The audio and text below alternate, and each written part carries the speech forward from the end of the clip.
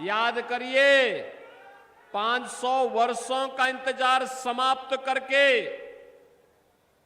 अयोध्या में रामलला विराजमान हुए हैं और 500 वर्षों में पहली बार रामलला ने अयोध्या में अपना जन्मोत्सव भी मनाया और होली भी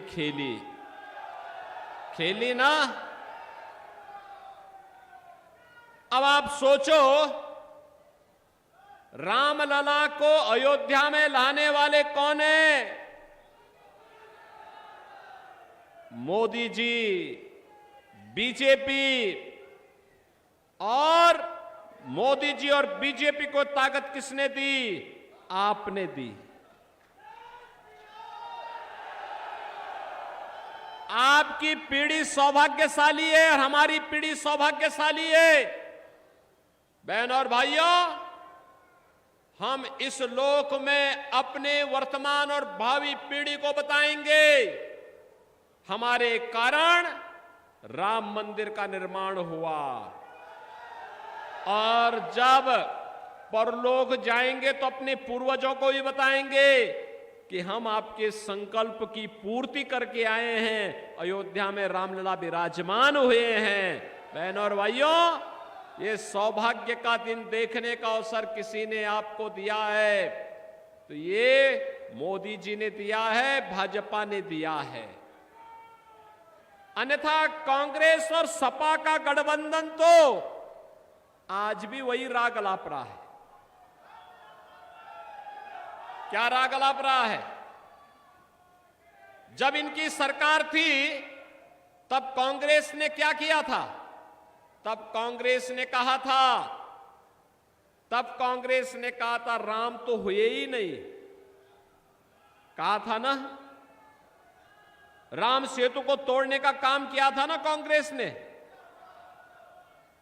और तब सुप्रीम कोर्ट में इन्होंने एफिडेविट दिया था कि राम तो हुए ही नहीं, कृष्ण हुए ही नहीं। ये भारत की सरकार कहती है, जो संविधान की शपथ लेती है और जिस संविधान में मूल प्रति में पुष्पक विमान से लंका से अयोध्या आते हुए भगवान राम के दरबार को दिखाया गया है, वह सरकार इतनी झूठ देश की सुप्रीम कोर्ट में बोलती है। बहनों और भाइयों, इसीलिए इनके बुद्धिदाता क्या कहते हैं वर्तमान में? कहते हैं भारत में राम मंदिर नहीं बनना चाहिए था। अरे भारत में नहीं बनेगा तो क्या इटली में बनेगा क्या राम मंदिर? ये राम मंदिर का निर्माण भारत की इतिहास की सबसे अद्भुत घटना है और हमारी पीढ़ी धन्य है जो इस घटना के साक्षी बने हैं। बहनों और भाइयों, और फिर समाजवादी पार्टी क्या कहती है? उनका तो राग ही उल्टा होता है, वो सही रास्ते चल ही नहीं सकते। कहते हैं राम मंदिर बेकार बना है, ये राम भक्तों पर गोली चलाने वाले लोग हैं। एक और राम भक्तों पर गोली चलाते हैं और दूसरी तरफ इनके द्वारा अयोध्या में राम जन्मभूमि पर आतंकी हमला करने वाले, काशी में संकट मोचन मंदिर पर हमला करने वाले आतंकवादियों पर दायर मुकदमों को ये लोग वापस लेते हैं। और इसीलिए मैं कहने के लिए आया हूं, ये चुनाव राम भक्तों के बीच में, राम द्रोहियों के बीच में अब सीमित होकर के रह गया है। बहनों और भाइयों, मैं एक गाना सुन रहा था अभी कि राम भक्त ही राज करेगा दिल्ली के सिंहासन पर। बहनों और भाइयों, और पूरे देश के अंदर भी जब मैंने लोगों से पूछा कि फिर एक बार मोदी सरकार का नारा क्यों आप देते हैं, उन्होंने कहा इसलिए दे रहे हैं जो राम को लाए हैं हम, और राम भक्त ही जब शासन करेगा तो हो ही वही जो राम रसी। राखा। ये तो तुलसीदास जी ने बहुत पहले बोल दिया है, और प्रभु तो यही चाहते हैं कि उनका भक्त ही राज करेगा। करेगा ना? करेगा ना? और इसके लिए हम लोग आए हैं आपसे कहने के लिए कि रामद्रोही दो ही लोग मोदी जी का विरोध कर रहे हैं, या तो रामद्रोही और या पाकिस्तान। आप देखिए, इस समय पाकिस्तान और रामद्रोहियों के स्वर एक जैसे हो गए हैं। पुलवामा में भारत के जवान शहीद हुए, और उस घटना को उस समय पाकिस्तान का एक मंत्री समर्थन कर रहा था, और पुलवामा के शहीदों के लिए उस समय पाकिस्तान की आतंकी घटना का समर्थन करने वाला वह मंत्री आज कांग्रेस के रायबरेली के प्रत्याशी का समर्थन में बयानबाजी करता है। बहनों और भाइयों, क्या राहुल गांधी के संबंध है पाकिस्तान से? मैं नहीं समझ पाया। क्या संबंध है? मैं नहीं समझ पाया।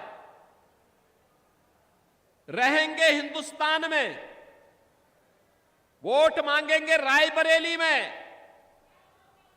और उनको समर्थन मिल रहा है पाकिस्तान से। आप मुझे बताओ, जिसका समर्थन पाकिस्तान करेगा, क्या आप उसका समर्थन करेंगे? क्या करेंगे? क्या रायबरेली उसका समर्थन करेगी? क्या? बहनों और भाइयों, मुझे बोलने में कोई संकोच नहीं कि एक और मोदी जी के नेतृत्व में 10 वर्ष में आपने बदलते हुए भारत को देखा होगा। दुनिया के अंदर सम्मान प्राप्त कर रहा है, देश की सीमाएं सुरक्षित हुई हैं, आतंकवाद और नक्सलवाद नियंत्रित हुआ है, विकास के बड़े बड़े कार्य हो रहे हैं। कांग्रेस की नेत्री का बयान में पढ़ रहा था कल, कह रही थी कि मोदी जी बताएं तो 10 वर्ष में रायबरेली में क्या किया। मैं पूछना चाहूंगा कि 10 वर्ष नहीं, तुमने 65 वर्षों में कांग्रेस ने रायबरेली के लिए क्या किया? आज अगर रायबरेली में एम्स है तो इसका पैसा भी मोदी जी दिए हैं, और ये रेल कारखाना है, इसके आधुनिकीकरण, इसके विस्तारीकरण का पैसा भी मोदी जी दिए हैं। इसके उद्घाटन में मोदी जी स्वयं भी आए थे। बहनों और भाइयों, हर घर नल की योजना हो या विकास के वे सारे कार्य आज ये मोदी जी के कारण हो रहे हैं। कहीं एम्स, कहीं आईआईटी, कहीं आईएम, कहीं IIIT, कहीं पे एनआईटी, कहीं पे वर्ल्ड क्लास यूनिवर्सिटी का निर्माण हो रहा है। हर जिले में हर घर नल की योजना बन रही है, हाईवे बन रहे हैं, रेलवे के काम हो रहे हैं, मेट्रो का विस्तार हो रहा है। विकास के कार्य, कितना कार्य हुआ है देखना है तो कांग्रेस के नेता नोट करें।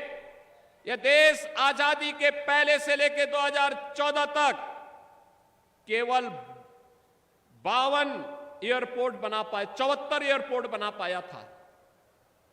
मोदी जी ने पिछले 10 वर्ष में 152 एयरपोर्ट बना दिए।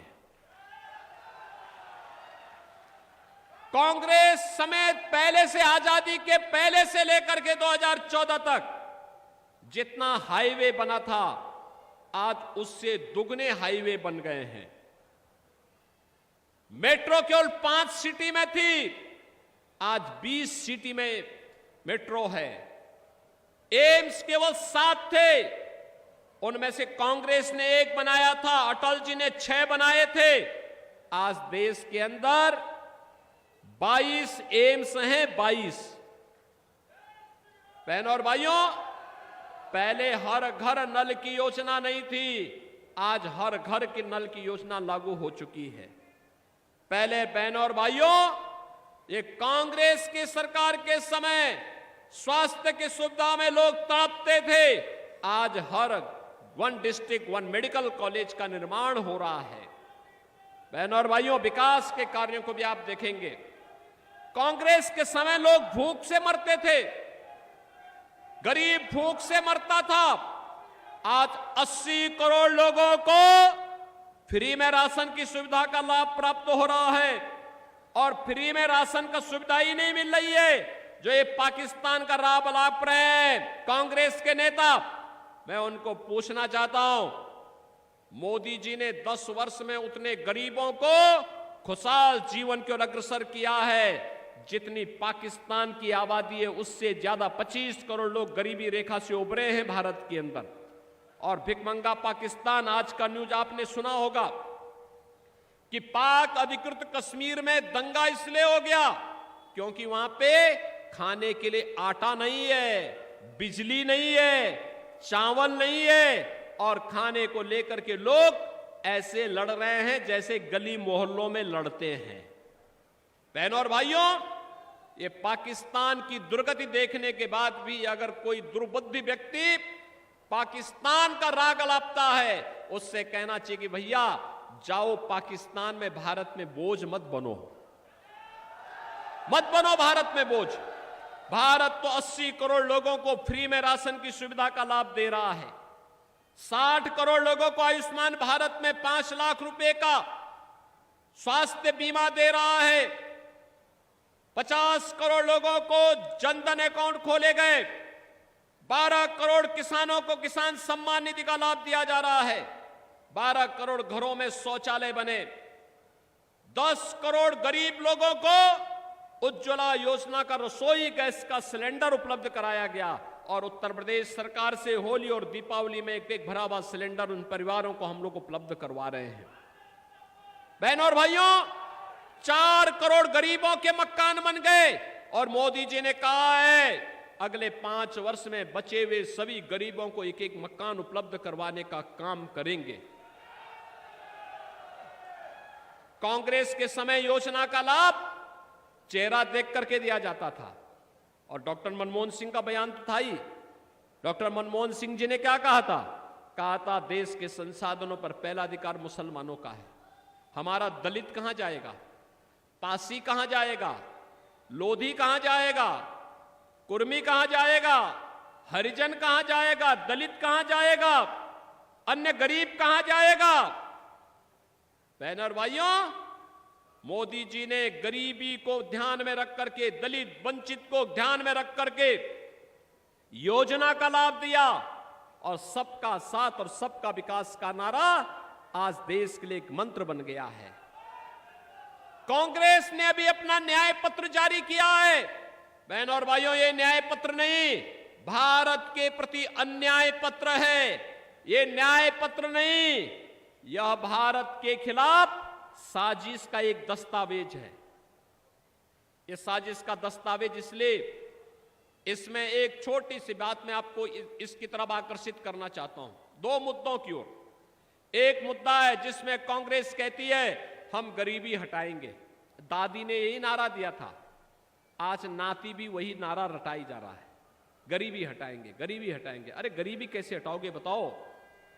तो उन्होंने कहा हम संपत्ति का सर्वे कराएंगे, एक्सरे कराएंगे, और संपत्ति का एक्सरे कराने के बाद फिर उस पर एक विरासत टैक्स लग जाएगा। यानी आपके पूर्वजों ने, आपके बाप दादों ने जो संपत्ति अर्जित की है, उस पर कांग्रेस एक विरासत टैक्स लगाएगी और फिर उसमें से आधी संपत्ति वो हड़प लेगी। क्या आप ये अनुमति कांग्रेस के लोगों को देंगे क्या? ये लूट करने की छूट देंगे क्या? ये डकैती डालने की छूट देंगे क्या कांग्रेस को? ये लोग अनुसूचित जाति, जनजाति और पिछड़ी जाति के आरक्षण के अधिकारों में डकैती डालना चाहते हैं। कांग्रेस की जब यूपीए की सरकार थी तब इन्होंने इस प्रकार की साजिश रचने का काम किया था, और आज ये लोग यही करना चाहते हैं। और इसीलिए मैं आपको इसके लिए सावधान करने के लिए आया हूं कि कांग्रेस और सपा का ये गठबंधन देश के लिए खतरनाक है। ये 2 युवाओं की जो जोड़ी आपके बीच में आ रही है, धोखेबाज जोड़ी है। ये कह रहे हैं मिलकर के जीतेंगे, जीतेंगे तो मिलकर के लूटेंगे, हारेंगे तो फिर आपस में छूटेंगे। और बहनों और भाइयों, ये लोग प्रदेश के साथ अन्याय करने के लिए, देश के साथ अन्याय करने के लिए आ रहे हैं। राहुल गांधी जब उत्तर प्रदेश के बाहर होते हैं तो उत्तर प्रदेश की निंदा करते हैं, भारत के बाहर होते हैं तो भारत के खिलाफ निंदा करते हैं, भारत के बाहर जाते हैं तो क्या बोलते हैं। 2010 में जब यूपीए की सरकार थी, कांग्रेस की सरकार थी, तब इन्होंने अमेरिका के एक अधिकारी से क्या कहा था? कहा था कि मुझे भारत के अंदर आईएसआई से डर नहीं है, मुस्लिम कट्टरपंथियों से डर नहीं है, आतंकवादियों से डर नहीं है, मुझे तो भारत के अंदर हिंदुओं से डर है। यानी हिंदुओं को बदनाम करते हैं व्यक्ति, और फिर आप इसे वोट मांगेंगे। ये लोग जाति के नाम पर पहले आपको लड़ाएंगे, फिर जाति के नाम पर लड़ाने के बाद आपके आरक्षण को मुसलमानों को बंदर बांट करने का काम करेंगे।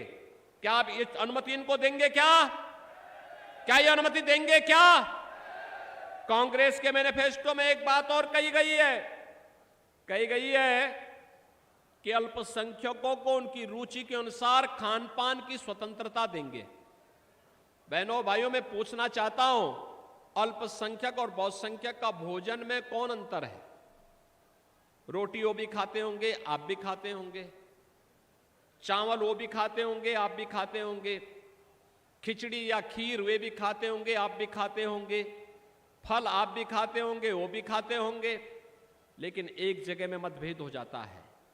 वो हो जाता है जब वो गौ मांस खाने का प्रयास करते हैं तो हिंदू कहता है ये नहीं होगा, गौ हमारी माता है, जन्म जन्म का नाता है, अगर इसको काटोगे तो दो हाथ हो जाएगा, और ये नहीं होने देंगे। और कांग्रेस कह रही है हम गौ हत्या की छूट दे देंगे। क्या आप इसको स्वीकार करेंगे? क्या? अरे राम जन्मभूमि का जो पुण्य है ये पाप में बदल जाएगा। इस पाप को मत करना, इस पाप में मत पड़ना। और इसीलिए मैं आपसे कहने के लिए आया हूं, कांग्रेस के पाप में नहीं पड़ना है। कांग्रेस अब देश के लिए खतरनाक खेल खेलने जा रही है। उन्हें देश के अंदर शासन करने का अधिकार नहीं। देश उन्हें पहले ही उन्हें बाहर कर चुका है, बाहर का रास्ता दिखा चुका है। और यह भी तय है, आज चौथे चरण के बाद पूरे देश के अंदर जब चुनाव चल रहे हैं, चौथे चरण का एक ही लहर है और वो मोदी लहर है। अब वो सुनामी बनती हुई दिखाई दे रही है। सातवें चरण आते आते पूरे देश के अंदर 400 पार का लक्ष्य भारतीय जनता पार्टी गठबंधन करने जा रहा है। और बहनों और भाइयों, ये अब की बार 400 पार के इस अभियान के साथ रायबरेली को भी इससे मुक्त होकर के भारतीय जनता पार्टी के कमल को विकास के लिए खिलाना ही चाहिए। सहमत हैं? खिलाएंगे? दिनेश प्रताप सिंह चुनाव जीत करके जाएंगे? सरेनी विधानसभा के सभी मतदाता अपने आशीर्वाद देंगे? सभी लोग इधर उधर पीछे सभी लोग मुझे बताओ, इस बात के लिए आश्वस्त करके बताओ, क्या आप सभी लोग देंगे? सभी लोग सहमत हैं? सभी लोग? इसके लिए बहनों और भाइयों, 5वें चरण में आपको मतदान करना है और आपको इसके लिए घर घर जाना होगा। एक एक मतदाता से अपील करनी होगी कि चुनाव देश की खातिर है, भारत को विकसित भारत बनाने का है। मोदी जी के नेतृत्व में विकसित भारत बनेगा। कांग्रेस आएगी तो भारत के विभाजन की आधारशिला आपस में लड़ा करके ही तय कर देगी।